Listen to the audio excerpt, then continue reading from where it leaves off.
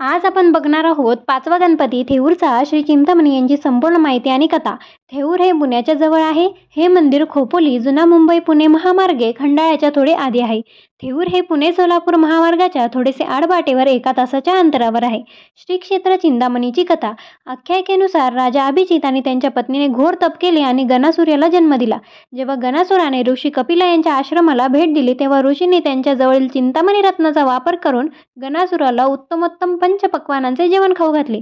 गणासुराला त्या चिंतामणी रत्नाचा लोभ सुटला आणि त्याने कपिला ऋषींकडून ते रत्न जबरदस्तीने हिसकावून घेतले। दुर्गादेवीने कपिला ऋषींना गणपतीची मदत घेण्याचा सल्ला दिला। गणपतीने गणासुराला कदंब वृक्षाखाली पराभूत करून त्यांच्याकडून ते मौल्यवान रत्न हस्तगत करून पुन्हा कपिला ऋषींना दिले।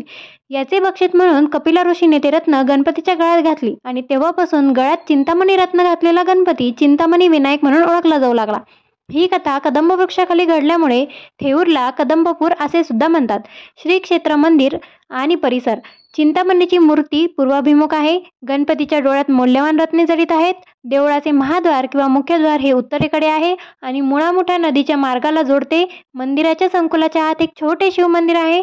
चिंतामणी हे श्री माधवराव पेशवे यांच्या घराण्याचे कुलदैवत आहे। श्री माधवराव यांनी त्यांचे शेवटचे दिवस या देवळात व्यतीत केले आणि गणपतीचे नाव घेत त्यांनी शेवटचा श्वास सोडला। थेऊर येथे संत मोरया गोसावी यांनी घोर तपश्चर्या केली। त्यांच्या तपाने प्रसन्न होऊन गणपती नजदीकच्या मुळामुठा नदीतून 2 वाघांच्या रूपाने अवतरण झाला आणि त्यांना सिद्धी प्रदान केली। पूजा आणि उत्सव। दर्शनाची वेळ सकाळी 6 ते दुपारी 1 आणि दुपारी 2 ते रात्री 10। इथे गणेश चतुर्थी साजरी केली जाते। तसेच गणेश जयंती ही अतिशय मोठ्या प्रमाणावर साजरी केली जाते। यावेळी द्वार यात्रा आयोजित केली जाते आणि भाविक येथे गणपतीचा जन्म साजरा करण्यास मोठ्या प्रमाणावर गर्दी करतात।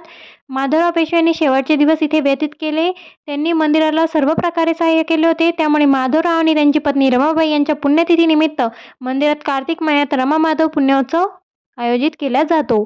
असेच नवनवीन व्हिडिओ पाहण्यासाठी महिमा भक्तीच्या चॅनलला सबस्क्राईब करा, व्हिडिओजला लाईक करा आणि शेअर करा।